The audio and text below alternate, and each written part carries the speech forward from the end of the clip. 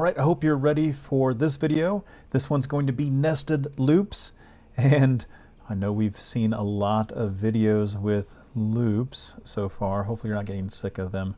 However, this one being nested loops, it is something that's going to be a little bit confusing at first. Hopefully the video will kind of clear it up along with some of the examples that we're going to have for you below the video for you to complete.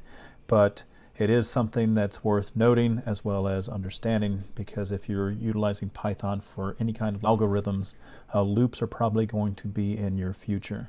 So let's go ahead and take a little bit of a dive into nested loops to show you what we can create with them, as well as you're going to be revisiting this later on once we start talking about lists. All right, so let's go ahead and dig into the code here. This is what I have set up here for us. I have it in the Python folder, lessons, and then I have nested loops.py. Now, as far as nested loops, these are loops within a loop. Not to get too confusing, right? But loops within a loop. And let's go ahead and do a real quick example of what one looks like. And we're just going to utilize a simple print statement to give us x and y coordinates. That's what we're kind of looking for here. So with that being said, let's look at the following code. We're going to do for, and then we'll do x. Again, we can choose whatever variable we've been wanting. In the past we've been doing I, but I think this makes sense for coordinates. And we're going to say in range, and then we're going to supply 5 of these. So in my mind, I'm already thinking, hey, we're going to start off with 0, and I want to print the coordinates like 0, 0, and then I want to go down the list of 0, 1, 0, 2, 0, 3, and so on. So that's what we're going to do. So we have our x. Now let's go ahead and do a nested for loop. Again, notice that we have some indentations here. Now, I don't like the way that this thing looks, and I'm going to utilize a formatted string here, and we're going to utilize the following to make it look more like math coordinates when we actually print this out. So the idea or the concept here, and I'm going to change this to 3 just to get a little bit of differentiation between the two loops. The idea is that we're going to start off here, and then we're going to get an x value, and obviously it's going to be at the very beginning because we gave it 0 to start off with. And then the next thing that we do here is the y. The y is in range of 0 to 3.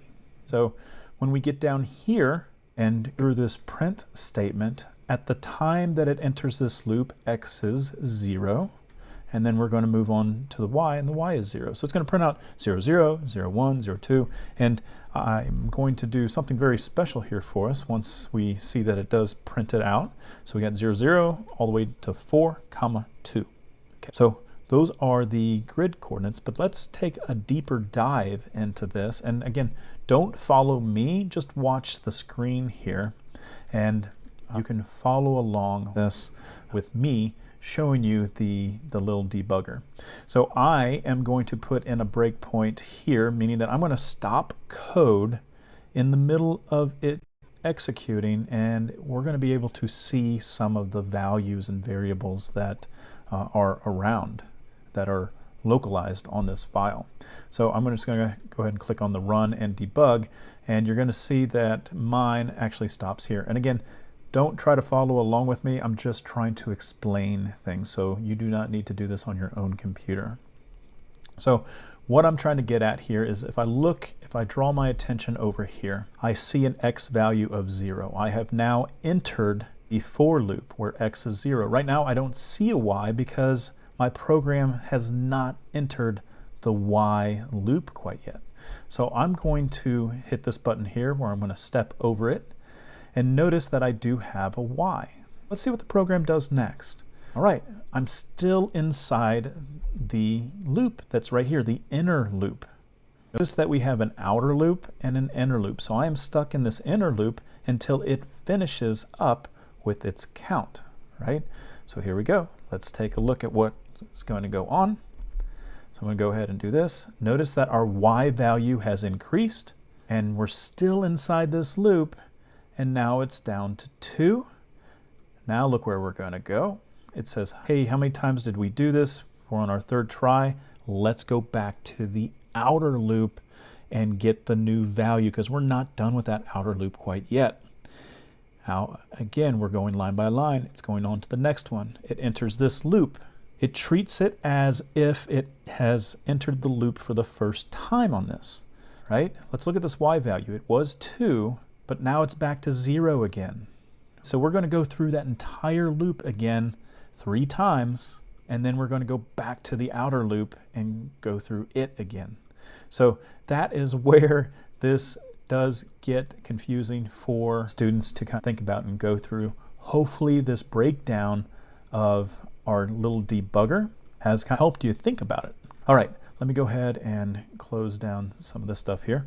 All right, let's go ahead and do one of the examples that's below this video here, which happens to be a multiplication table. So we're going to do a mini challenge here, and our mini challenge is create a multiplication table for 1 to 5 utilizing nested loops. So the outer loop, so if we're thinking about this, we want an outer loop to go from 1 to 5, and then the inner loop will go from 1 to 10.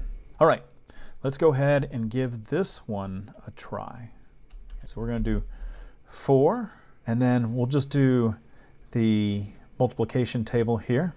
We can do I, and we can see this right here, 1 to 6, that will provide us with the 1 through 5. Remember, this is a start and stop. And then this is our ending here, right? This is the last part of it. And then we have this right here, which will go all the way up from 1 to 10. Remember, this is a start point, and then this is an ending point up to, but not including.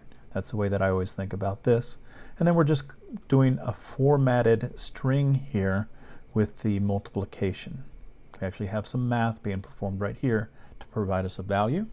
This last part right here, once we're done with this inner part, we want to go ahead and just print a blank line, so that way it makes it look semi-decent. Let's go ahead and save this, and I'm going to highlight and run it, and there we go. We have 1 times 1 equals 1, 10, right? All the way up to 10.